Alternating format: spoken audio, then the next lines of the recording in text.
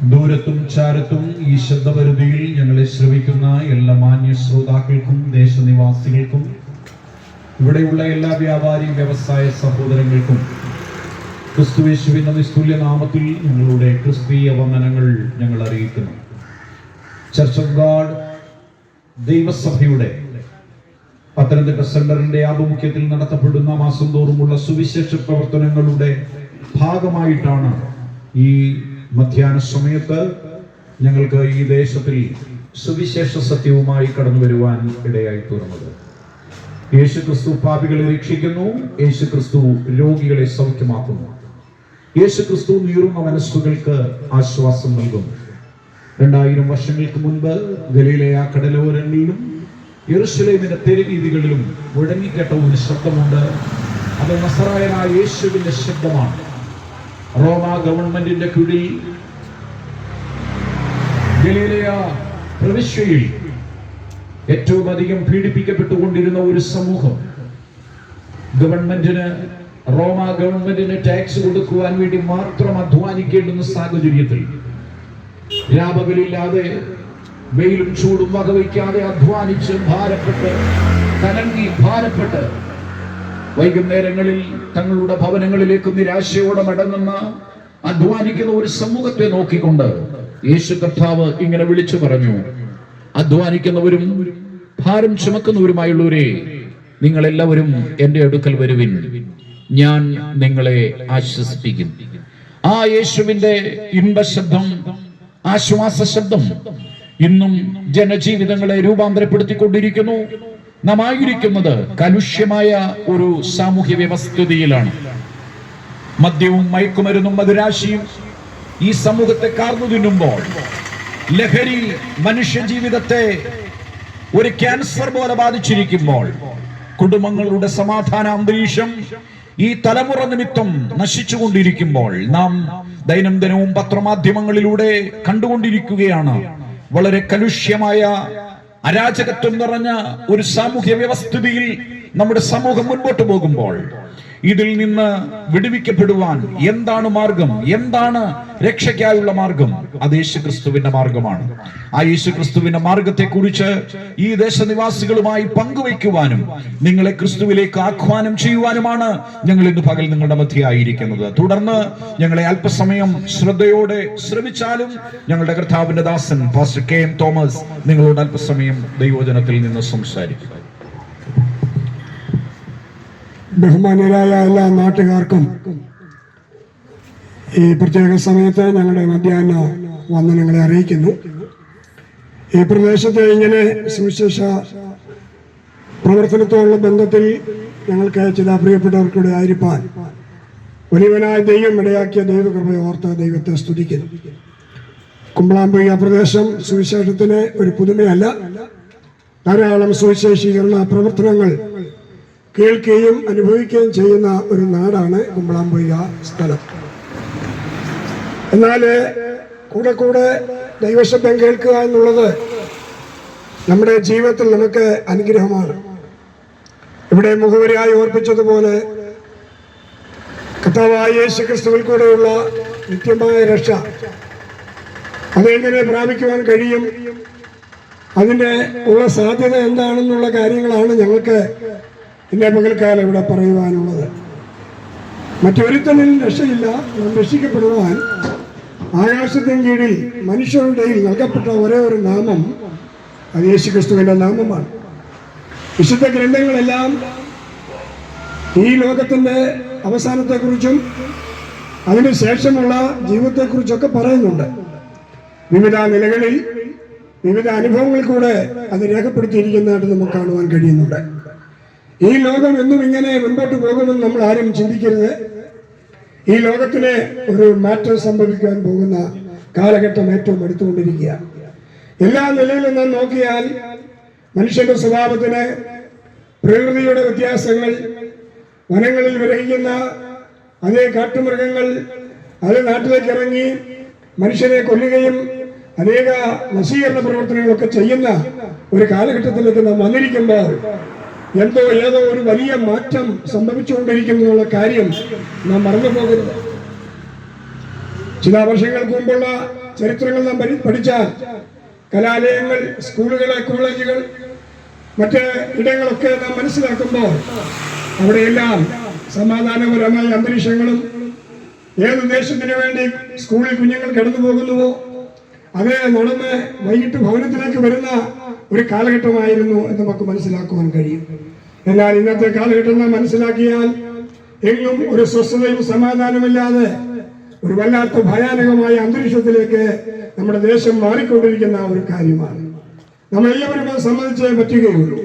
ചെറിയ കുഞ്ഞുങ്ങൾ മുതൽ വലിയവർ വരെ മദ്യത്തിനും മയക്കുമരുന്നിനും ഒക്കെ അടിമപ്പെട്ട് ജീവിതം വികലമാക്കപ്പെട്ട് വല്ലാത്ത അക്രമവാസനകളിലേക്ക് മാറിക്കൊണ്ടിരിക്കുന്ന ഒരു കാലഘട്ടം. ആർക്കിതിനെ നിയന്ത്രിക്കുവാൻ കഴിയും? ആർക്കിതിനെ ക്രമീകരിക്കുവാൻ കഴിയും? ഈ ലോകത്തിൽ ഒരു ശക്തിക്കും കഴിയുകയില്ല. ഒരിക്കലും ഒരു പ്രഭു ഒരു ഗ്രാമത്തിൽ കടന്നു പോകുവാനായിട്ടിടയായിട്ട് ആ ഗ്രാമത്തിൽ കടന്നു ചെന്ന അദ്ദേഹം അവിടെയുള്ള സൗന്ദര്യങ്ങളൊക്കെ ആസ്വദിച്ച് അവിടെ യാത്ര ചെയ്ത് മനോഹരമായ കാഴ്ചകളൊക്കെ കണ്ടുവരുമ്പോൾ അദ്ദേഹം അവിടെ അടുത്ത് നിന്ന് ഒരു കർഷകനോട് ഇപ്രകാരം പറഞ്ഞു, ഇതെന്തൊരു ഗ്രാമമാണ്, എന്തൊരു സ്ഥലമാണ്, ഇവിടെ ഒരു മദ്യഷാപ്പ് ഇവിടെ ഇല്ലല്ലോ എന്ന് പറയുവാനായിട്ട്. അപ്പോൾ ആ ഗ്രാമീണനായ കർഷകൻ തന്റെ തലയിലെ തൊപ്പി മാറ്റിയിട്ട് ഇപ്രകാരം പറഞ്ഞു, പ്രഭു 100 വർഷങ്ങൾക്ക് മുൻപ് ഇവിടെ ചാൾസ് ഫിന്നി എന്ന് പറയുന്ന ഒരു ദൈവദാസൻ ഇതുവഴി ഒന്ന് കടന്നു പോയിരുന്നു എന്ന് മാത്രം പറഞ്ഞ് അദ്ദേഹത്തിന്റെ വാക്കുകൾ അവസാനിപ്പിച്ചു. എന്താണ് ചാൾസ് ഫിന്നി? ആ പ്രിയപ്പെട്ടവർ ആ ദേശത്ത് കടന്നു വന്ന് സുവിശേഷത്തിന്റെ മാറ്റൊലി അവിടെ കടന്നു വന്നപ്പോൾ അവിടെയുള്ള എല്ലാവരും മാനസാന്തരപ്പെട്ട് ദൈവമക്കളായി തീരുവാനായിട്ടിടയായിത്തീർന്നു. അതുകൊണ്ട് അവിടെ ഒരു മദ്യപിക്കുകയോ അങ്ങനെയുള്ള ലഹരി മരുന്നിന്റെ ഒരു അടിമയോ അവിടെ ഇല്ലാത്തത് കൊണ്ട് ആ സ്ഥാപനം അവിടെ അടച്ചു വെക്കുവാനായിട്ടിടയായി. ഇന്ന് നാം നോക്കിയാൽ മുക്കിന് പരസ്യവും രഹസ്യമായ അനേക ലഹരി വിതരണങ്ങളും കാര്യങ്ങളൊക്കെ നടക്കുന്ന ഒരു ലോകത്തിലാണ്. ഞാൻ പറഞ്ഞൊരു താല്പര്യം, ആർക്ക് ഇതിന് പരിഹാരം വരുത്തുവാൻ കഴിയും? ഇതിനെല്ലാം പ്രവർത്തിക്കുന്ന പാപമെന്ന ആ വലിയ ശക്തി, അതിനൊരു മാറ്റം ഉണ്ടായെങ്കിൽ മാത്രമേ അത് ആ വിഷയങ്ങളിൽ പരിഹാരം നേരിടാനായിട്ട് കഴിയുള്ളൂ. ഞങ്ങളുടെ കൂടെ ഒരു പ്രിയ സഹോദരൻ തന്റെ സാക്ഷ്യം മുന്നോട്ട് ഓർപ്പിക്കുവാനായിട്ടിടയായി തീർന്നത്, ഞാനൊരു മദ്യപാനത്തിന് അടിമപ്പെട്ട ഒരു വ്യക്തിയായിരുന്നു. ആർക്കും തന്നെ നിയന്ത്രിക്കുവാൻ കഴിയാത്ത സ്ഥാനത്ത് യേശു ക്രിസ്തുവിനുള്ള വിശ്വാസവും യേശുവിന്റെ രക്ഷന്റെ പ്രവൃത്തിയും തന്നെ ഒരു ദൈവവൈദ്യനാക്കി മാറ്റുവാനായിട്ടിടയായി. എന്നെ കേൾക്കുന്ന പ്രിയമുള്ളവരെ, നമ്മുടെ ഭവനങ്ങളിലോ നാം സഹകരിക്കുന്ന പ്രിയപ്പെട്ടവരോ നമ്മുടെ ചുറ്റുപാടുള്ളവരോ ഇങ്ങനെ മദ്യത്തിനും മയക്കുമരുന്നിനും അടിമപ്പെട്ട് അക്രമവാസനയുള്ളവരായി സ്വസ്ഥതയില്ലാതെ മാതാപിതാക്കൾക്കും അധ്യാപകർക്കും ദേശക്കാർക്കും ഒക്കെ ഒരു തലവേദനയായി മാറുമ്പോൾ ഇതിന് പരിഹാരം ദുർഘട പരിഹാര പാഠശാലയോ ഏതെങ്കിലും കൗൺസിൽ സെന്ററോ അല്ലെങ്കിൽ ഏതെങ്കിലും അഡിക്ഷൻ സെന്ററുകൾക്കോ അവരെ പൂർണ്ണമായി വിടുവിക്കുവാൻ കഴിയുകയില്ല. എന്നാൽ പൂർണ്ണമായി ഒരുവനെ വിടുവിക്കുവാൻ കഴിയുന്നത് കർത്താവായ യേശു ക്രിസ്തുവിന്റെ ശക്തിയും സ്നേഹവും മുഖാന്തരമാണ്. അതേ ദൈവത്തിന്റെ വായന ഇങ്ങനെ വായിക്കുന്നു, അധ്വാനിക്കുന്നവരും ഭാരം ചുമക്കുന്നവര് നിങ്ങളെല്ലാവരും എന്റെ അടുക്കൽ വരുകയും ഞാൻ നിങ്ങളെ ആശ്വസിപ്പിക്കാം. മനുഷ്യത്തിന് സമാധാനമില്ലാത്ത ഒരു ലോകത്തിലാണ് നാം ആയിരിക്കുന്നത്. നമ്മുടെ ബാല്യപ്രായങ്ങളിൽ ഉണ്ടായിരുന്ന ഒരു അന്തരീക്ഷമല്ല ഇന്ന് നമ്മുടെ ചുറ്റുപാടുകളിൽ ദേശത്തിൽ ഉണ്ടായിക്കൊണ്ടിരിക്കുന്നത്. വല്ലാത്തൊരു കാലഘട്ടത്തിലേക്ക് നാം വന്നിരിക്കുകയാണ്. എന്നാൽ ആർക്ക് ഈ പാപത്തിന്റെ പരിഹാരം വരുത്തുവാനായിട്ട് കഴിയും? യേശു ക്രിസ്തു ഇങ്ങനെ വിളിച്ചു പറഞ്ഞു, നിങ്ങളിൽ ആർക്കെന്റെ പാപത്തെ കുറിച്ച് ബോധം വരുത്തുവാനായിട്ട് ഇടയായിത്തീർന്നു. യേശുവിനെ കോടതിയിൽ വിസ്തരിച്ച അതേ പീലാത്തോസ് പറഞ്ഞു, ഈ നീതിമാനിൽ ഞാനൊരു കുറ്റവും കാണുന്നില്ല എന്ന് പറഞ്ഞു. പീലാത്തോസിന്റെ ഭാര്യ പറഞ്ഞു, പീലാത്തോസിനോട് പറഞ്ഞു, ഞാൻ നീതിമാനാണ്, ആ നീതിമാന്റെ കാര്യത്തിൽ നീ ഇടപെടരുത്. ദൈവത്തിന് സ്തോത്രം. യേശുവിന്റെ ക്രൂശിന്റെ ഇടത്തും വലത്തും കിടന്ന 2 കള്ളന്മാരിൽ ഒരുവൻ പറഞ്ഞു, നാമോ ന്യായമായത് അനുഭവിക്കുന്നു, എന്നാൽ ഇവനോ അരുതാത്തതൊന്നും ചെയ്തിട്ടില്ല. ആർക്കൊരു വ്യക്തിയെ പാപത്തിൽ നിന്ന് വിടുവിക്കുവാൻ കഴിയും? ഇവിടെയുള്ള കർമ്മപ്രവൃത്തികളോ ഏതെങ്കിലും കർമ്മമാർഗങ്ങളോ ഒരു മനുഷ്യനെ പാപത്തിന്റെ പിടിയിൽ നിന്ന് വിടുവിക്കുവാൻ കഴിയാതിരിക്കുമ്പോൾ കർത്താവായ യേശു ക്രിസ്തു പാപമില്ലാത്തവൻ പാപികളായ മനുഷ്യവർഗത്തിന് വേണ്ടി കാൽവരി ക്രൂശിൽ യാഗമായി തീർന്നു. ആ ക്രൂശിൽ നിന്നും പാഞ്ഞൊഴുകിയ ആ രക്തത്തിന്റെ വില ലോകത്തിന്റെ 5 വൻകരയിലുള്ള എല്ലാ മനുഷ്യർക്കും വേണ്ടിയുള്ളതാണെന്നുള്ള കാര്യം ഈ മധ്യാഹ്ന സമയത്ത് ഈ കുമ്പ്രാമ്പൊയ്യയിൽ ഞങ്ങൾ വിളിച്ചു പറയുകയാണ്.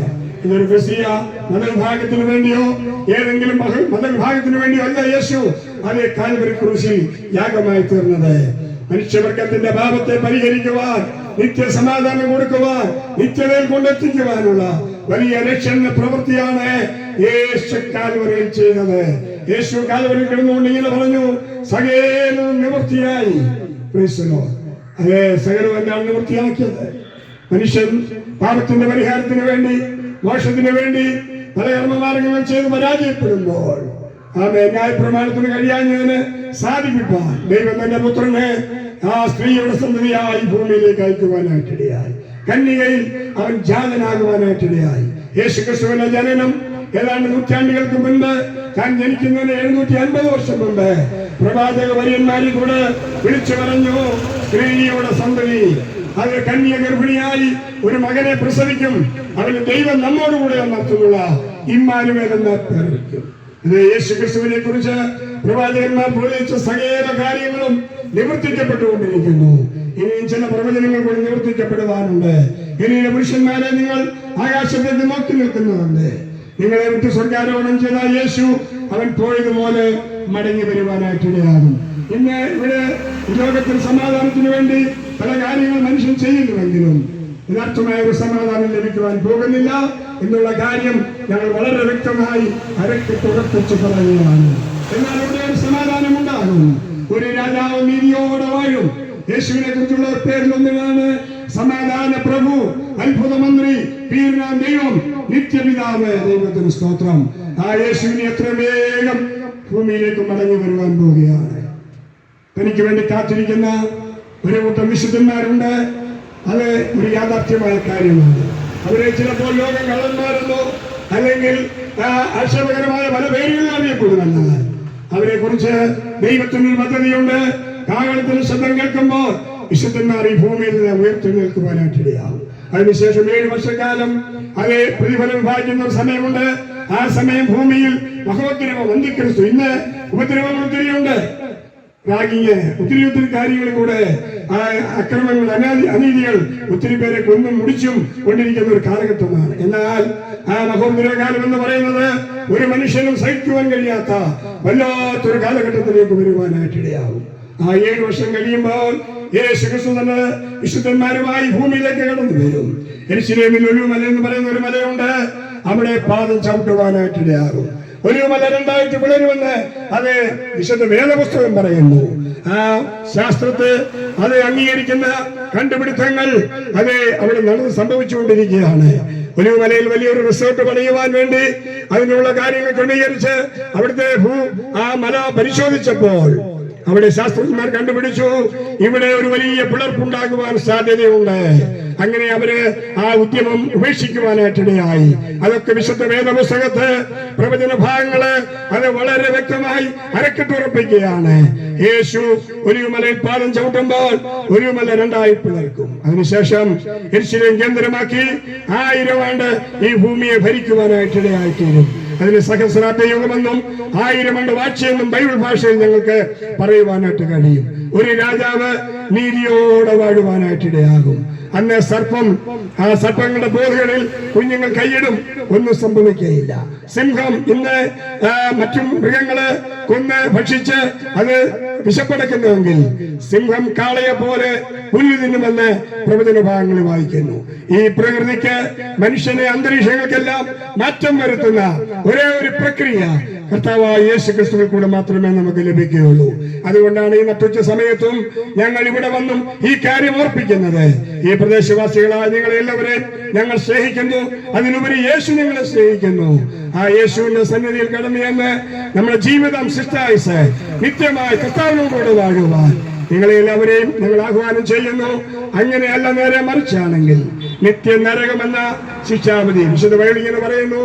ആമേ, സുവിശേഷം അനുസരിക്കാത്തവർ നിത്യശിക്ഷാവധി അനുഭവിക്കുമെന്നാണ്. ഞങ്ങളുടെ പ്രിയ സ്നേഹിതരെ, ഞങ്ങളെ വളരെ ആത്മാർത്ഥമായി വളരെ താഴ്മയോടെ ഞങ്ങൾ ഓർപ്പിക്കുകയാണ്. അതെ, ഒരു ദിവസം കതിരും പതിരും തമ്മിൽ വേർതിരിക്കുന്ന ഒരു സമയമുണ്ട്. ദുഷ്ടനും നീതിമാനും തമ്മിൽ വേർതിരിക്കുന്ന ഒരു സമയമുണ്ട്. ഇന്ന് വല്ലാതെ ഒഴിഞ്ഞു കിടക്കുന്ന പ്രശ്നങ്ങൾക്ക് പരിഹാരമില്ലാതെ അത് പ്രതികൂലങ്ങളിൽ കൂടി കടന്നു പോകുന്ന സകല പ്രശ്നങ്ങൾക്കും ഒരു പരിഹാരം വരുവാൻ പോകുകയാണ്, ഒരു ടേണിംഗ് പോയിന്റ് വരുവാൻ പോകുകയാണ്.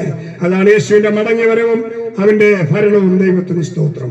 ആ ഭരണത്തിൽ ആ കർത്താവിനോട് ആയിരിക്കാൻ എല്ലാവരെയും ഇടയാക്കട്ടെ എന്ന് ആത്മാർത്ഥമായി പ്രാർത്ഥിച്ചുകൊണ്ട് ഇത്രത്തോളം ഞങ്ങള് ക്ഷമയോടെ ശ്രമിച്ച ഇവിടെയുള്ള എല്ലാ പ്രിയപ്പെട്ടവർക്കും നന്ദി അറിയിച്ചുകൊണ്ട് ഞാൻ എന്റെ വാക്കുകൾ വിരമിക്കുന്നു.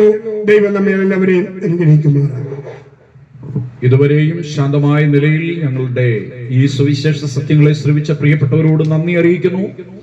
ഈ സുവിശേഷ സത്യങ്ങളെ കുറിച്ച് കൂടുതലായി നിങ്ങൾ അറിയുവാൻ താല്പര്യപ്പെടുന്ന പക്ഷം ഇവിടെ സമീപത്തു തന്നെ ഈ ഉദിമൂട് റോഡിൽ church of God in India എന്ന പേരിൽ ഞങ്ങളുടെ ഒരു പ്രവർത്തനം നടത്തപ്പെടുന്നുണ്ട്.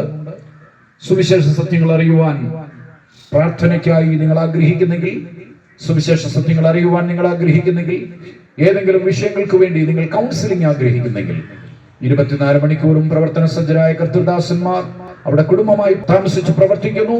അവിടേക്ക് നിങ്ങൾക്ക് കടന്നു വരാവുന്നതാണ്. യേശുക്രിസ്തു പാപികളെ രക്ഷിക്കുന്നു, യേശുക്രിസ്തു രോഗികളെ സൗഖ്യമാക്കുന്നു, യേശുക്രിസ്തു നീറുന്ന മനസ്സുകൾക്ക് ആശ്വാസം നൽകുന്നു. നിങ്ങളെ എല്ലാവരെയും സർവശക്തനായ ദൈവം അനുഗ്രഹിക്കട്ടെ. ഇപ്പോൾ ഞങ്ങളുടെ കർത്താവിന്റെ ദാസൻ പാസ്റ്റർ ബ്ലസ്സൻ പ്രാർത്ഥിക്കാം. സർവശക്തനായ ഞങ്ങളുടെ ദൈവമേ, ഞങ്ങൾക്ക് ഒന്നിച്ച് കർത്താവ് ഈ ദേശത്ത് വന്ന് അങ്ങ് ഉയർത്തുവാൻ ഈ ദേശക്കാരോടുകൂടെ ഇടയാക്കി വലിയ കൃപയ്ക്കായി ഞങ്ങൾ നന്ദിയോടെ സ്തോത്രം ചെയ്യുന്നു. കർത്താവ് ഈ ദേശത്ത് ഞങ്ങൾ അറിയിച്ച ദൈവത്തിന്റെ വചനം, ആ സത്യസുവിശേഷം ഓരോരുത്തരും അത് കേൾപ്പാനിടയായിട്ടുണ്ട്. അവരെ നിത്യതയ്ക്ക് വേണ്ടി ഈ ഓരോ വചനങ്ങളും തീർക്കുവാനിടയാക്കും ഞങ്ങൾ പ്രാർത്ഥിക്കുന്നു. ഈ നാശകരമായ ലോകത്തിൽ നിന്ന് നിത്യമായ സന്തോഷത്തിലേക്കും നിത്യമായ സമാധാനത്തിലേക്കും സ്വർഗീയ സന്തോഷത്തിലേക്കും ഒരു ഓരോരുത്തരെ ഇടയാക്കുമാറാണോ നിങ്ങൾ പ്രാർത്ഥിക്കാം. നീർന്ന ഹൃദയത്തോടെ ഒരു വചനം കേട്ടെങ്കിൽ ആ വചനം അവരെ ആശ്വസിപ്പിക്കുമാറാകണമെന്ന് പ്രാർത്ഥിക്കാം. എല്ലാവർക്കും ഈ വചനം ഒരു അനുഗ്രഹമായി തീരട്ടെ. കേട്ട എല്ലാവരുടെ മേലും ദൈവത്തിന്റെ സാന്നിധ്യം, ആ വിടുതൽ അനുഭവിപ്പാൻ അവിടുന്ന് കരുണ തോന്നുമാറാകണമേ നിങ്ങൾ പ്രാർത്ഥിക്കും. ഇവിടെയുള്ള എല്ലാ വ്യാപാരി സഹോദരങ്ങളെയും ഞങ്ങൾ അങ്ങയുടെ കരങ്ങളിലേക്ക് ഏൽപ്പിക്കുന്നു. അവരുടെ വ്യാപാരങ്ങൾ അനുഗ്രഹമായിട്ടെന്ന് ഞങ്ങൾ പ്രാർത്ഥിക്കും. വിദേശത്തിനായി ഞങ്ങൾ പ്രാർത്ഥിക്കും. സ്വർഗീയ സമാധാനം കൊണ്ട് നിറയ്ക്കുമാറാകണമെന്ന് പ്രാർത്ഥിക്കും. ഞങ്ങൾക്ക് ഇവിടെ ഒന്ന് ദൈവത്തിന്റെ വചനം അറിയിക്കാൻ തന്ന കൃപയ്ക്കായി സ്തോത്രം. യേശു ക്രിസ്തുവിന്റെ അൻപുള്ള നാമത്തിൽ തന്നെ ആമേൻ.